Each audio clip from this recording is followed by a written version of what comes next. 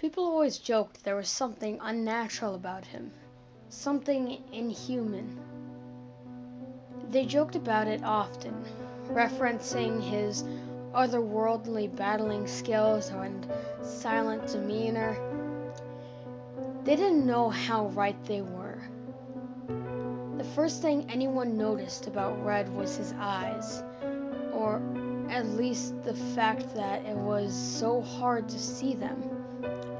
The brim of his hat left them in the shadow much too deep for it to be possibly cast. And the way he shifted his bearing downward and all but obscured them from view. Did he even have eyes, they wondered? The next missing feature was his mouth. Red has a mouth, but it was so thin and lipless as to practically be a line drawn across his face. Sometimes it half smiled, and sometimes it was flat. It was barely there at all.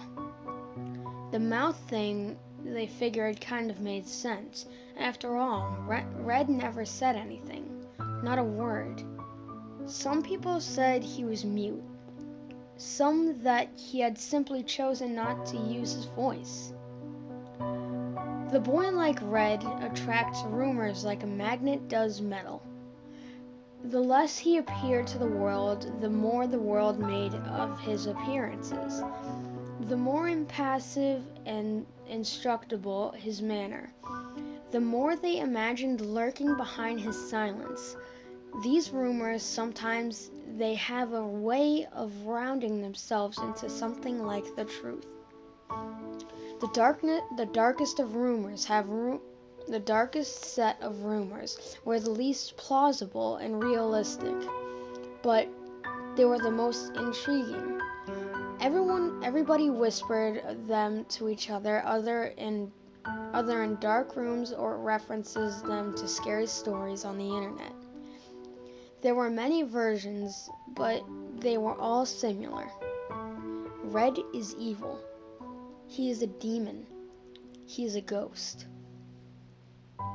Whenever you are with someone else, you are safe. He won't let anyone else hear. If you're alone, you're dead. He likes small children best. They're easy to frighten. They can't defend themselves. And they taste delicious. The first thing you'll see is his eyes, and then you will know you're going to die. His eyes, red as blood, a color so liquid and deep, sharp it glows. Wide, so wide, you feel yourself falling head first into them and being consumed. Horrible eyes that burn like coals as he raises his gaze to you. He whispers something. Then you see the much worse thing. Then you see his mouth. His mouth which opens, the lines splitting and tearing and turning it into a gaping hole that already looks like a dripping of blood. His mouth which never stops widening, disfiguring his face and stretching on and on as his eyes burn, and in an instant you are swallowed up. It's silly, of course. He never lets you escape. He only gets you when you're alone. So how do they know these details about the whole thing? That's what any sane person would say. That's what anyone who hasn't seen what I've seen would say. Or rather, who hasn't heard of what I've heard.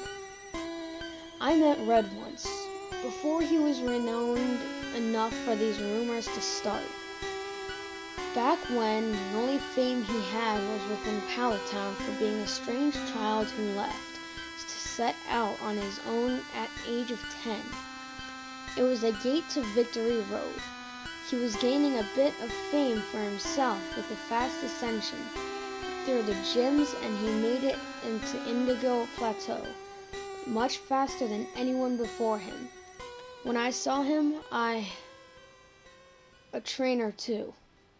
then wanted to say something. Something about how he inspired me. But I knew he didn't speak, and to speak to him seemed odd. So I only gave him a smiling nod and continued past. Then he whispered something. I turned back, as if he had called my name. I hadn't caught what he'd said, but the moment I saw him, I saw his ghastly, terrible face. I knew what it was. His eyes shining with a sick brightness, and his mouth opening like an unhinged jaw of a snake. That whisper wormed its way in and out of my ears, even though in that dripping, unfathomable gash of mouth he had no tongue to speak with. There was nothing there. I felt primal, soul-consuming terror. This wasn't just death. This was the abyss. I was about to seize existence.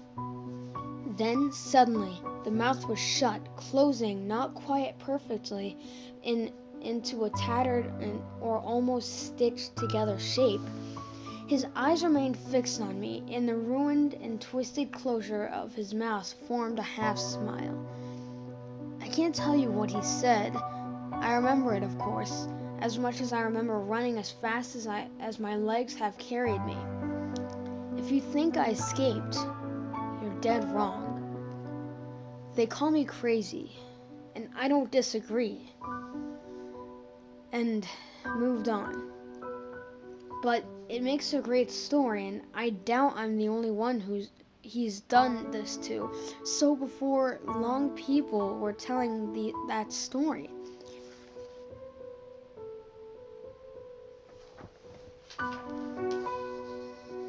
I'll never get back what that mouth stole. I'll never be able to look anything without imagining it consumed by the abyss. I'll never be able to look at anyone without wanting to whisper to them and move in close and swallow them and their screams and their voice up until everything is silent.